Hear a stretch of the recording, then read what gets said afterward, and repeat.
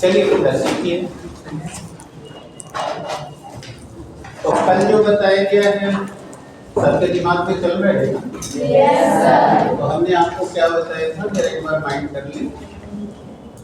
देखो बेटा देखो, जो बच्चे कल एब्सेंट थे वो ज्यादा क्लियर से सुनो और एब्सेंट होने की प्रवृत्ति छोड़ दो।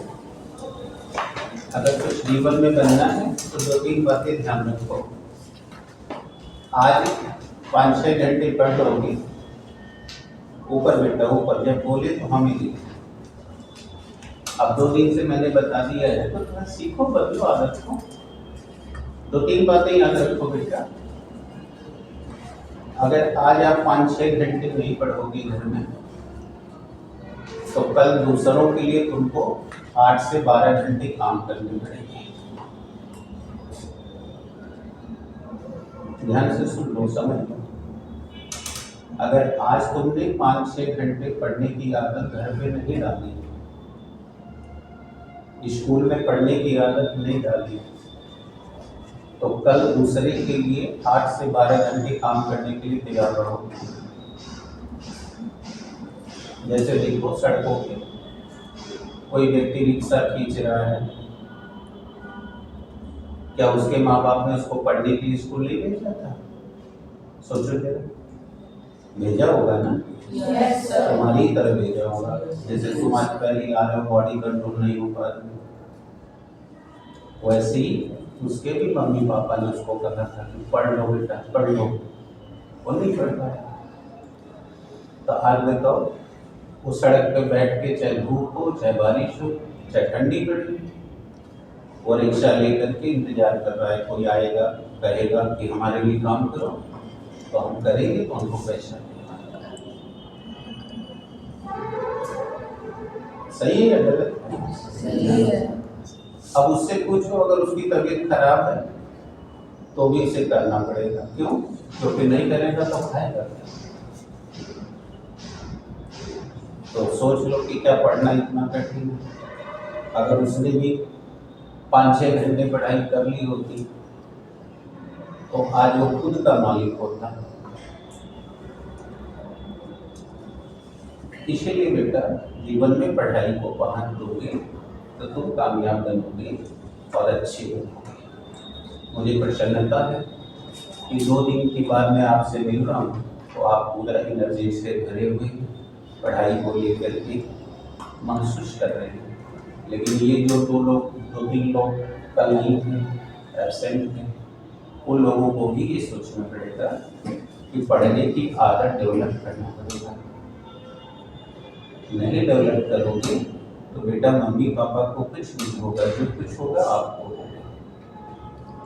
और आप चाहे मजदूर बन जाओगे चाहे क्या बनोगे, ये तो भविष्य के गर्भ में है। लेकिन अगर आप आम का पौधा लगाओगे तो जाहिर है उसमें आम ही लगेगा, है ना? इसलिए जब मेहनत करोगे बेटा तब सही बनोगे। तो ये चीज को क्लियर कर लो। आओ हमने पहले जो बताया था उसे 1 मिनट में सर्वे करके आज हम उसके आगे बढ़ेंगे। देखो ध्यान से, कल मैंने बताया आपको कि बेटा एटम क्या होता है, तो मैंने कल समझा डाला है और समझाने के बाद उसका निष्कर्ष निकाला था कि यहाँ से देखो इसी को लेकर के लिया था। आज मॉडलिंग करने जा रहा हूँ। पकड़ो, देखो ये कौन है? सॉलिड सब्सटेंस है ना? Yes sir. अब ये देखो तुम्हारे सामने, ये हमने एक सॉलिड सब्सटेंस को स्केच कर दिया। ये है सब्सटेंस। जो लोग कल नहीं थे उनके लिए थोड़ी सी मदद कर रहा हूँ। तो कल हमने बताया कि जॉन डाल्टन साहब ने एटम को कैसा डिफाइन किया, कैसे उन्होंने लोगों को समझाया कि अगर आपको केमिस्ट्री के बारे में जानना है तो कैसे स्टडी करना चाहिए। कल बताया थे।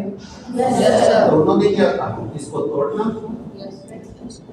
और तोड़ करके बताओ। हमने एक स्मॉलेस्ट पार्टिकल पकड़ लिया था, सही है? Yes sir. और उस स्मॉलेस्ट पार्टिकल का क्या नाम रखा गया था? एटम। अब तुम्हें याद है ना कि वो एक पार्टिकल इतना छोटा है कि हमको आंख से दिखाई नहीं देता। नहीं देगा। अभी पढ़ना है इसलिए हमें उसको बड़ा बनाना होगा ताकि आंख से देख सके। It's okay. Yes sir. पहला उन्होंने जो अपनी कल्पना प्रस्तुत की वो ये कि एटम जो है वो स्मॉलेस्ट पार्टिकल है लेकिन उसका आकार स्फेरिकल होता है। कैसा होता है? स्फेरिकल। गोलीय होता है। यानी स्फेरिकल आप समझते हो ना बेटा? Yes sir. गोलीय होता है। अब जैसे हम समझाने के लिए एक उदाहरण देते हैं। आप लोगों ने कभी बढ़ई को लकड़ी काटते हुए देखा है कि नहीं? Yes sir. तो आपने देखा होगा जब वो काटते हैं तो नीचे बुरादा गिरता है। Yes sir. तो बुरादा को तो उसी का पार्ट है ना? Yes sir. लेकिन वो आंख से दिख रहा है। हम लोग जिस एटम की बात कर रहे हैं वो आंख से नहीं दिखता। नहीं दिखेगा। इतना छोटा। कल का याद करो, कल मैंने कहा कि जब हाथ से टूटना बंद हो जाएगा तो डिवाइसेस के जरिए काटेंगे और जब डिवाइस से भी नहीं कट पाएगी तब माइक्रोस्कोप लगा के काटेंगे ताकि हम उसको देखेंगे तभी तो काटेंगे ना। Yes sir. और ऐसे काटते काटते जो सबसे छोटा बचेगा उसका नाम होगा एटम। तो आप इमेजिन करो, ऐसे ही देखा होगा मिस्त्री अगर लोहा काट रहा हो आरी से तो जैसे लकड़ी काटा था तो बुरादा गिरा था, वैसे देखना लोहा काटेगा तो लोहे का बुरादा गिरेगा। देखे हो कि नहीं? Yes sir. अब देखना एक के पार्टिकल उठा के देखना तो वह गोलाकार होगा। ठीक है? यस तो सर। इससे क्या समझ आ गई कि हर पदार्थ का जो स्मॉलेस्ट पार्टिकल है उसका शेप कैसा होता है? स्फेरिकल। स्फेरिकल होता है। बस ये है कि ये अभी जो दिख रहा है अभी वो एटम नहीं है। अभी वो पार्टिकल है ना? उससे भी छोटा जाना है। क्लियर हो गई आपको? Yes sir. आपको समझाने के लिए कि अगर ये कोई सबस्टेंस है तो बोलो इसके अंदर ये देखो गोलाकार हम एटम भरते चले जा रहे हैं। ये जो हम गोला बना रहे हैं ये सब छोटे छोटे क्या हैं? पार्टिकल्स हैं और इन्हीं के मिलने से आपका सबस्टेंस तैयार हो रहा है। अभी मैं ऐसे देखो बना रहा हूँ। अच्छा, जो भी बोर्ड पर बनाया जाए साइंस कहती है कि स्टूडेंट को भी उसे अपनी कॉपी में हमेशा बनाते रहना चाहिए, लिखते रहना चाहिए। तो उससे आप जब घर जाओगे और घर आप खोल के पढ़ोगे तो आपका ब्रेन ये बताएगा कि ये गोला क्यों बनाया गया था, क्या इससे सिखाया गया था। बेटे बात नहीं सुने हो मैं क्या बोल रहा हूँ? Yes sir. मैंने कहा कि जो भी ब्लैक बोर्ड पर टीचर पढ़ाते समय कुछ भी बनाते हैं, कुछ भी लिखते हैं, उसे आपको अपनी रफ कॉपी में बनाना चाहिए। क्या फायदा होगा उससे कि आप जब घर जाओगे रफ खोलोगे तो आप घर पे रहोगे और अपनी कॉपी के माध्यम से ब्लैक बोर्ड देखोगे कि ब्लैक बोर्ड में ये क्यों बनाया जा रहा था, इसको क्या कहा जा रहा था। और जब आपको ब्लैक बोर्ड पर बनाई गई चीज घर पर रफ पे देखने पर वो समझ आने लगे तो जान जाओ अब आप पढ़ने योग्य बन गए हो, क्योंकि आप ब्रेन यूज कर रहे हो। तो इसीलिए ये हमेशा कोशिश करिए, कोई भी टीचर कुछ भी बनाते हैं, पढ़ाते हैं, बताते हैं, उसको देखा करो, लिखा करो। अब यहाँ देखो बेटा, जरा सोचो, यहाँ पे हम तुम्हें सब कुछ समझाने की कोशिश करेंगे। जरा इसको देखो, ये सॉलिड है कि नहीं? Yes sir. और अगर मैं इसको काटूंगा तो बोलो छोटे छोटे पार्टिकल गिरेंगे कि नहीं? Yes sir. इसका अर्थ यही होता है ना कि उन्हीं से ये मिलके बना हुआ है। Yes sir. अगर मैंने ये दिखाया कि ये एक सॉलिड सबस्टेंस है और वो छोटे छोटे पार्टिकल ये हैं, तो इससे यही ना निकला कि इन्हीं से मिलकर ये बना हुआ है। अब हमने कल समझाया तो पीछे वाले दो तीन बच्चे ये बीच वाले नहीं बोल रहे थे, देखो अब हमने ये दिखाया, कल बताया कि बेटा ये जो है यह है स्मॉलेस्ट पार्टिकल। बोलो कल बताए थे ना? Yes sir. ये कौन है? Smallest particle. गुड, बहुत अच्छे। जो बोल रहे हैं अच्छे हैं, जो नहीं बोल रहे उन्हें भी अच्छा बनना पड़ेगा, सीखिए बोल के। तो ये कौन है बेटा बताओ मुझे? Smallest particle. अब एक है कि बहुत सारे हैं? बहुत सारे। और ये जब सब मिल गए थे तब ये शेप बना है। Yes, sir. इसका मतलब इन्हीं पार्टिकल के कंबाइंड होने से यानी जुड़ने से बोलो कौन बनता है? Substance. ये देखो अब ये सब जैसे पोस्ट बंद कर रहे हैं ब्रैकेट, फिर ऐसे एरो मार रहे हैं, ये पढ़ने का सिस्टम दे रहे हैं जिस आधार से हमको बोलना होगा। तो देखो हम इसको देख के कैसे बोलते हैं, सीखो। अब हमने कल बताया कि इसका नाम सबस्टेंस है और ये सब जितने देख रहे हो ये लोग कौन है?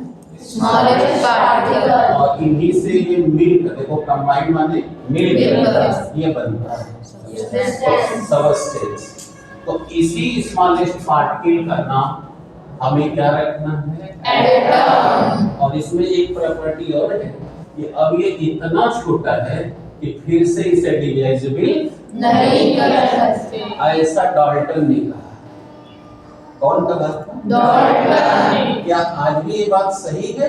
अभी ये बात हमें करनी बाकी है, लेकिन अभी तो हम जॉन डाल्टन की बात कर रहे हैं। तो इसी को नॉट डिविजिबल यहाँ लिख दिया, दिस इज नॉट डिविजिबल। और ये दोनों प्रॉपर्टी वाले को क्या करना है? Atom. तो कल मैंने ये बताया, हेलो है ना? Stand please.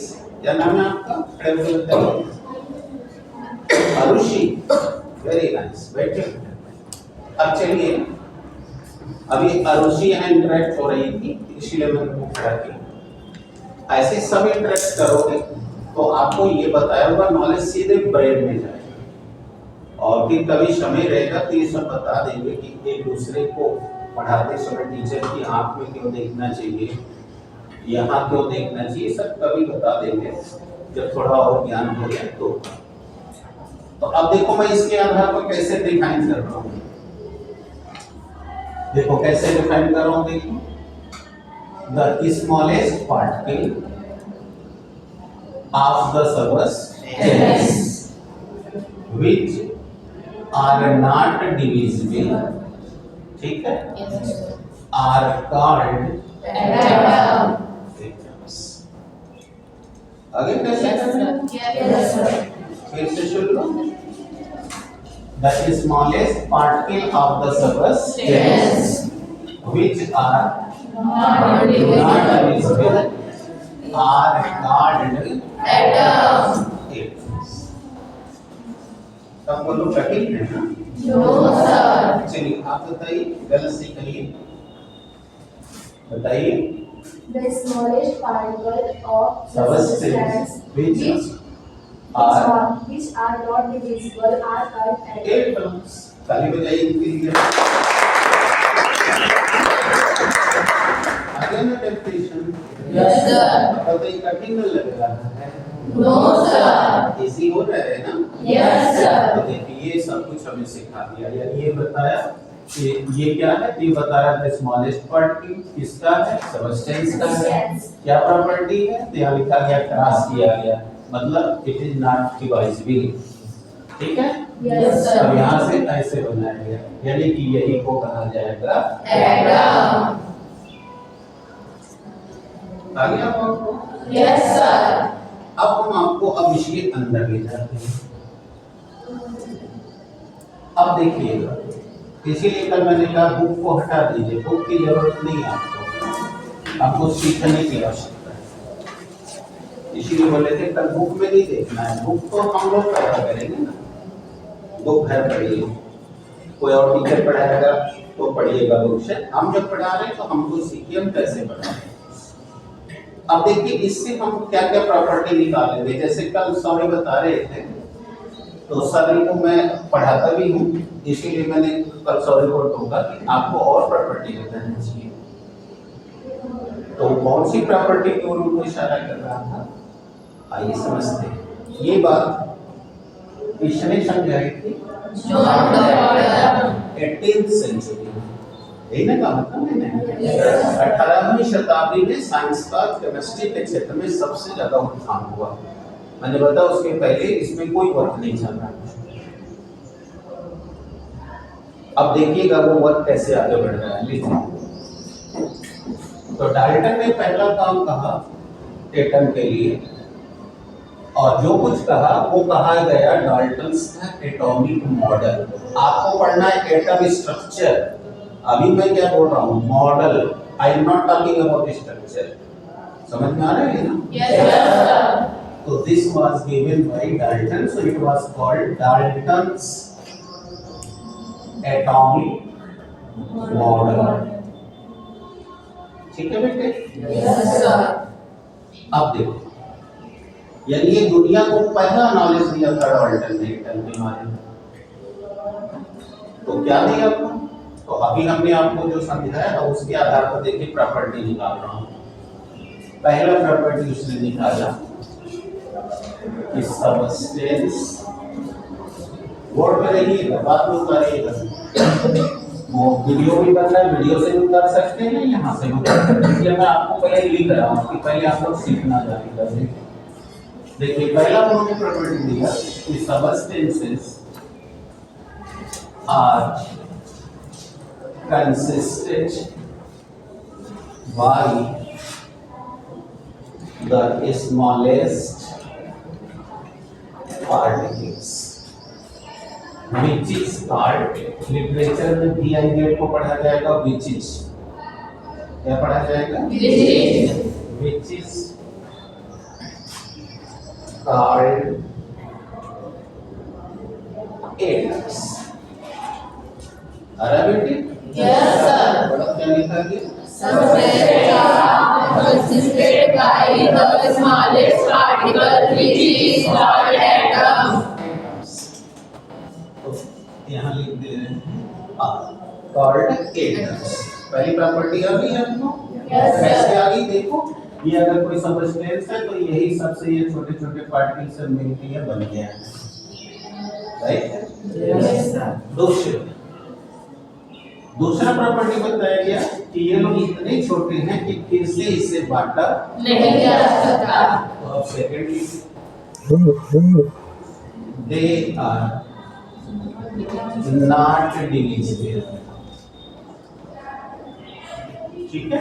Yes, yes, sir. आ रहा है बेटे? Yes, sir. तुम देखो बेटा, तुम्हारी आवाज कम आ रही। तीसरी प्रॉपर्टी है। तीसरा क्या कहता है? तीसरा कहता है कि एक पदार्थ के सारे एटम एक जैसे होते हैं।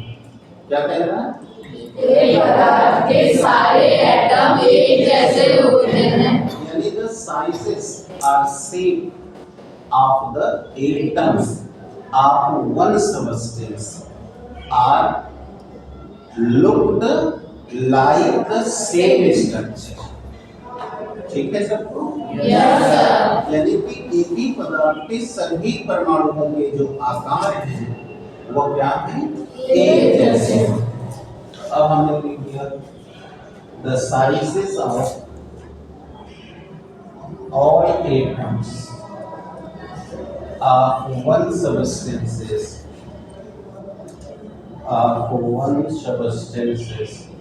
are same। ठीक है बेटा? Yes, sir. लेकिन उनका जो अगर एक सबस्टेंस ना हो के डिफरेंट सबस्टेंस हो, जैसे जैसे ये मार्कर है, ये टेबल है, Yes, sir. और ये वो मोबाइल है, ये डस्टर है, ये चश्मा है, ये एयर है, वाटर है, बोलो सबके एक जैसे ही होंगे क्या? No, sir. इसका मतलब भिन्न सबस्टेंस है तो उसके एटम की साइज कैसी होगी? अलग-अलग। अलग। आ गया बेटे समझ में? Yes, sir. तो अब हमने यहाँ लिख दिया the sizes of variable substances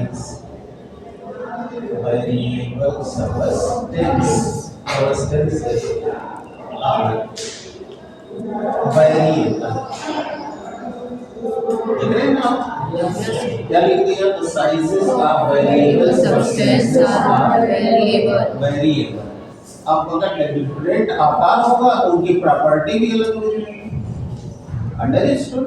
Yes, sir. अब यहाँ लिख दे रहे हैं कि the physical and chemical property, physical and chemical properties, chemical properties. आया बेटे? Yes, sir. Physical and chemical properties of the same substances. Of the same substances are similar, but varies in different substances.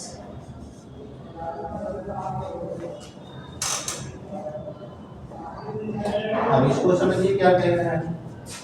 ये कह रहा है कि physical and chemical properties of the same substances are similar.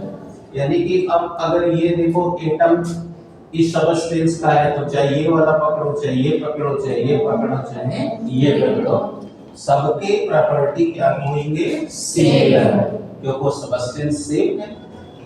आया बच्चों? Yes, sir. लेकिन अगर हम वेरिएबल सब्सटेंस ले, जैसे हमने एक ये मार्कर लिया, एक हमने लकड़ी लिया, तो क्या दोनों की प्रॉपर्टी एक ही होगी क्या? No, sir. तो वो हमने लिख दिया कि but varies in the different substances. तो ये प्रॉपर्टीज है और इसी को, इस वाले चीज को किसने बताया सबसे पहले? जॉन डाल्टन ने। इसीलिए इसे बोला जाता है जॉन डाल्टन्स एटॉमिक मॉडल। अब कोई प्रॉब्लम है? No, sir. सबको समझ में आ गया? Yes, sir. हाथ उठा के बताइए कितने लोगों को क्लियर हो गया? No problem? No, sir. अब नोट कर लीजिए जल्दी से, अब आगे बढ़ते हैं।